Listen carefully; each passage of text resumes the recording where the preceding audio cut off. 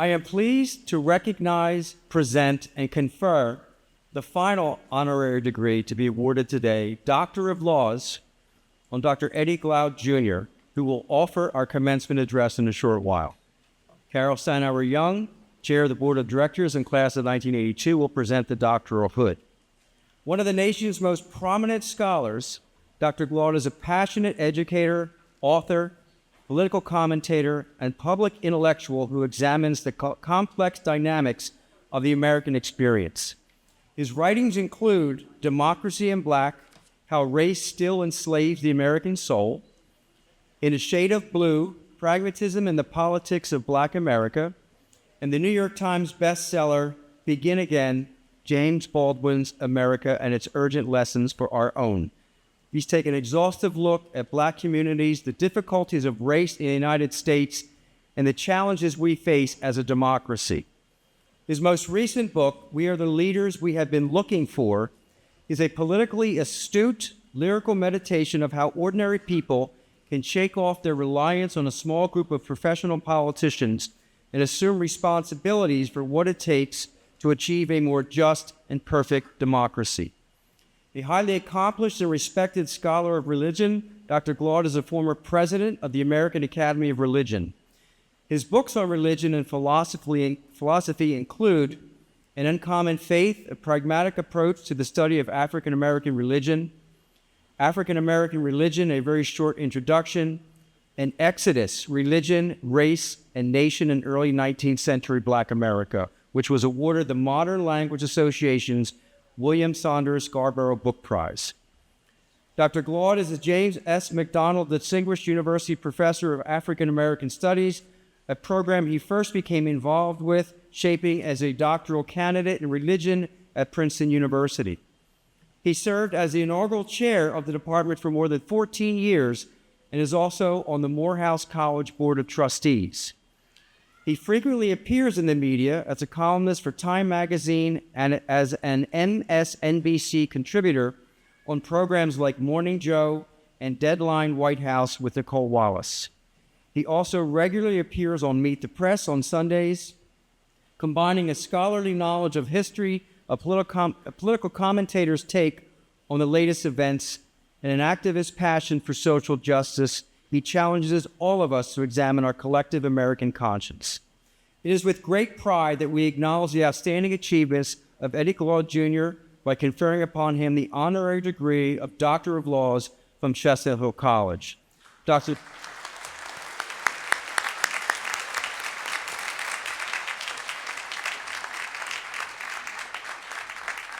Eddie Glaude, Jr., in recognition of your outstanding service to academia, leadership, and contribution toward the betterment of society, I am pleased to confer upon you the degree Doctor of Laws honoris causa.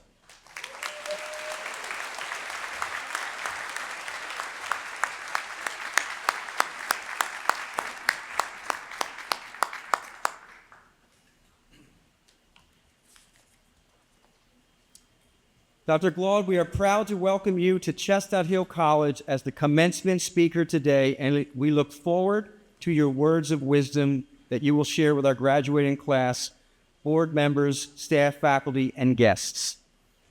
At this moment, when colleges and universities are facing unprecedented challenges, and in many cases re-examining and recommitting to their mission stances and identities within today's modern communities, I cannot think of a more fitting time for us to hear from such an accomplished scholar and intellect in this field.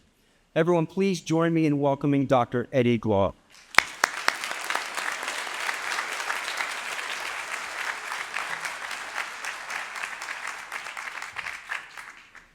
Thank you, President McCloskey,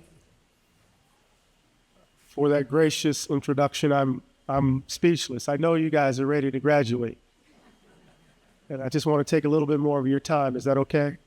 Yeah. Please. To the members of the Board of Trustees, the distinguished faculty, Madam Chair,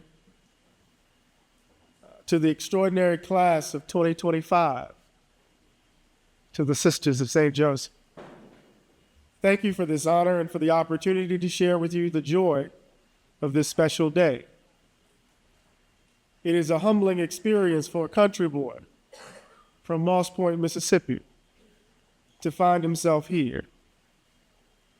It's a long way from the reality of my mother, who cleaned toilets for a living, had her first baby in the 9th grade, and my father, who delivered mail in the blistering heat of Mississippi summers. Life is funny that way. Amid its joys and tragedies, every now and again, one has a singular experience, something that suggests, at least for the moment, and it must be only for the moment, that you are more than a mere speck of dust, that there's something significant about the personality that is uniquely your own, and that you have said or done something that matters. Thank you, Chestnut Hill, for that experience today. But I must admit that I have struggled to find the proper words for this occasion. You have dedicated the last 4 years to the arduous task of self-creation and to preparing yourselves to enter into a world that is, without mincing words, quite ugly in its details. So much is at stake, and I'm sure you feel this in the marrow of your bones. The beauty of the last 4 years rests in part in your willingness to try on different ways of being in the world. You're not the same person who arrived here 4 years ago. Is that right, Madison?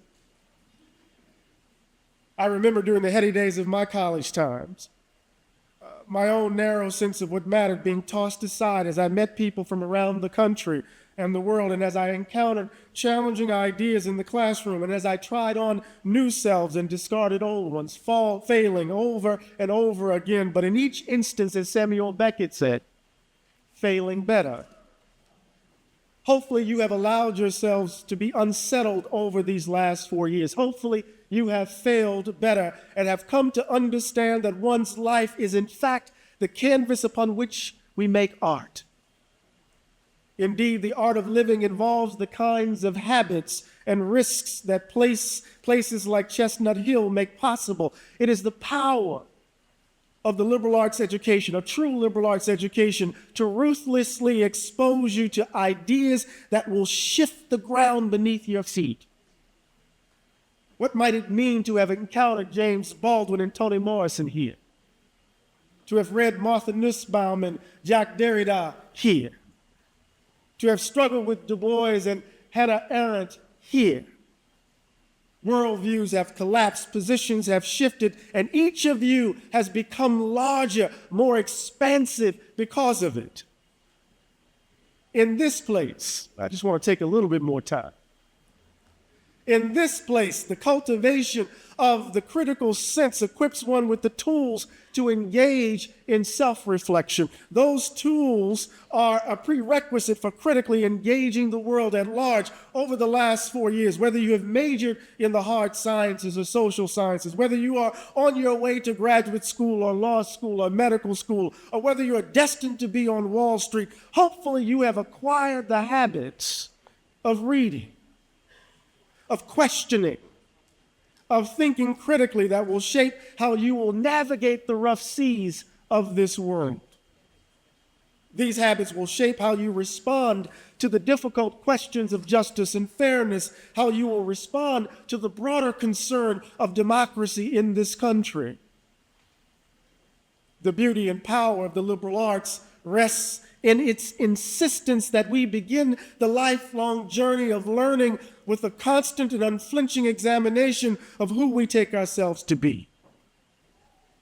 We must look the fact of this historical creation, the fact of you and me, squarely in the face as we embark on this journey. If we refuse, we remain permanently docked in the station, trading in the illusion that our narrow world is the world as it is, the equivalent of pondering shadows in Plato's cave. This college experience, if it has been a singular one for you, has occasioned moments where you had to reject the ugliness and the narrowness in you. And that has been the only way that you could have reached, as Ralph Waldo Emerson would have us do, for a higher self, if in doing so you made it possible to be better and to do better. Now, I know you're ready to walk across this stage, but for some reason, I'm supposed to be here with you today. This work isn't limited to our individual selves. You have made lifelong friends over the last 4 years. You've met professors who I suspect have touched your souls. They directed your eyes to see beauty in the most unexpected places. You have built community here, loved and cried with others who in their own unique way have helped you become the person who sits here today. Together, you have challenged Chestnut Hill College to be better. In so many ways, colleges and universities are training grounds for citizenship. Here, you either cultivate the habits of courage or learn the habits of cowardliness and complicity. In these troubled days, students around the country have courageously forced their institutions to look unflinchingly at themselves and at the horrors of our world. And now those very institutions are under assault, as forces set about destroying what I take to be one of the most precious spaces in American life. They claim that American higher education is rife with wokeism and radical ideologies, that professors are distorting the minds of the young and undermining the very foundations of the republic. But what has been revealed and is undeniable is that these very forces do not want you to be critical thinkers. They don't want you to be open and curious about the world. They would rather you blinker your eyes and rest comfortably right where you are, satisfied with the world as it is, just wanting to get paid, just wanting material toys, to be satisfied with the corruption of the soul. But we must call attention to what it means to live here under duress, to experience daily insults, and to know that the idea of inclusion, real and genuine inclusion, exists only as an abstract value in this country, not as a practical reality. A liberal arts education requires that you turn your backs on the ugliness and narrowness of your previous self, that you turn your back on the ugliness and narrowness of ideologies that can transform us into monsters. With Melville's Bartleby the Scrivener, I want to urge you to say, I prefer not to. This college belongs to you. And in so many ways, your presence here, along with your classmates, unprecedented because of the distinctiveness of each and every one of you, occasioned a moment to make this place anew, to shake it at its very foundations in the name of the very principles that make Chestnut Hill College such a special place. But we can't be naive about change, y'all. Habits are hard to break, especially when they hide in plain sight. We have been here before. The ugliness that threatens so much of our way of life carries a familiar stench. My parents navigated such a world that believed that somehow the color of one's skin determined one's value. And now we see forces committed to destroying the vast and powerful diversity of this country. And they're doing it at a dizzying pace.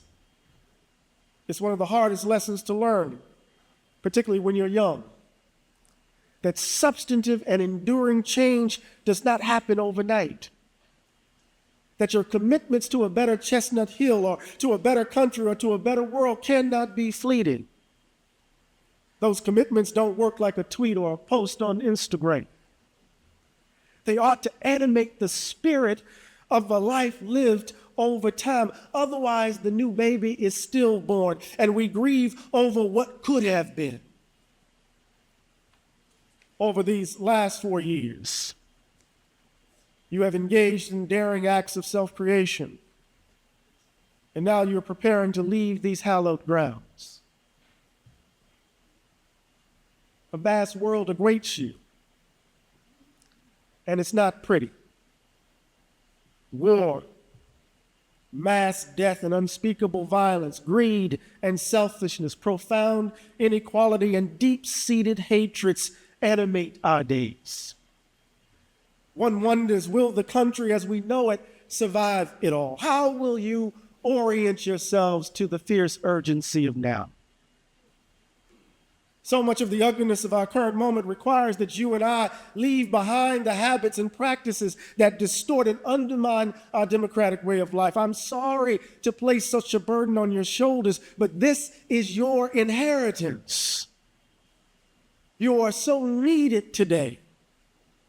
And I pray that you, full of spirit, will help imagine and give birth to a new America, to a new way of being together. Your first step is to reject the ugliness of this world.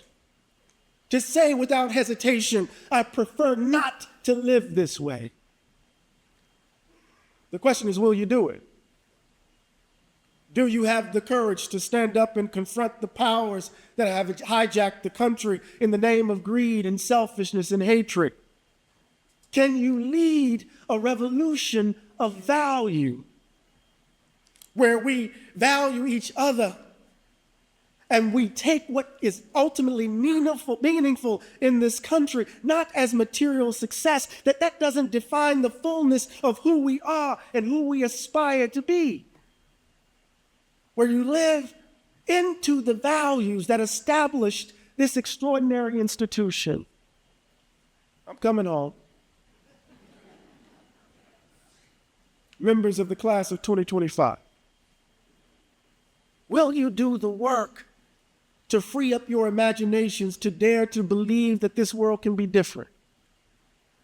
All possibilities, even in the darkest of times, reach us through our imaginations. Emerson says, God talks to us, speaks to us through our imaginations. You and I must seize hold of the idea that there's a different arrangement that is possible between you and I. And we must do so with passionate intelligence in which you bring the fullness of what you have experienced and learned here to bear on the world as it is in the hope of a world that could be. We must reject unintelligent and uninspired action. I prefer not to. We must say no to greed and selfishness, to mean-spiritedness and provincialism. I prefer not to. We must say no to the senseless killing of innocents, to those who believe that war and violence can solve the world's problems. I prefer not to. We must finally rid this country of racial hatred, of sexism, of homophobia, of class exploitation, of all forms of prejudice that deny the dignity and standing of every human being, no matter their color of skin, no matter their place of birth or who they love. For the God I serve,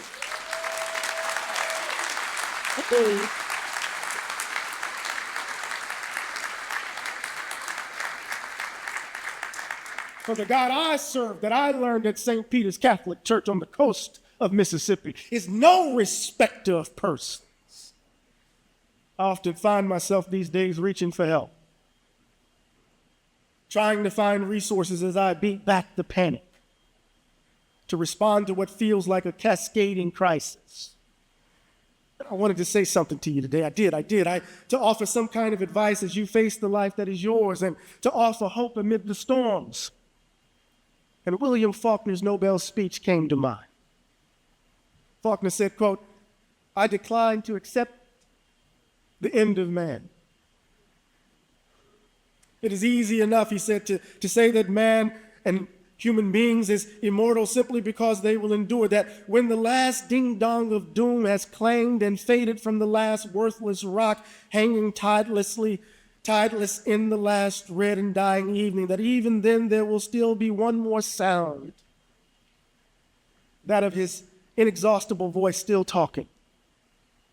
I refuse to accept this. I believe that man will not merely endure, he will prevail, Faulkner says. He's immortal, not because he's alone among creatures, has an inexhaustible voice, but because he has a soul, a spirit capable of compassion, of sacrifice, and endurance. But if this is to be so, Faulkner suggested we must not forget.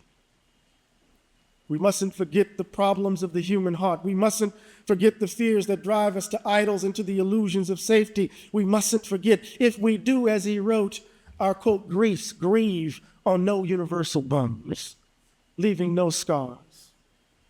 Our imaginations become surfaced and barren. We write not of the heart, but of the glands. We mustn't forget each of you is called to bear witness, to dream and to see visions, to risk everything right now in this moment to make the nation new. You are called to be that inexhaustible voice, to exhibit the spirit capable of compassion and sacrifice and endurance. The question is, will you answer? You, the mighty class of 2025, you are the dream warriors. Go out and fight for the world as it ought to be. Risk everything. It is in your hands. Yep.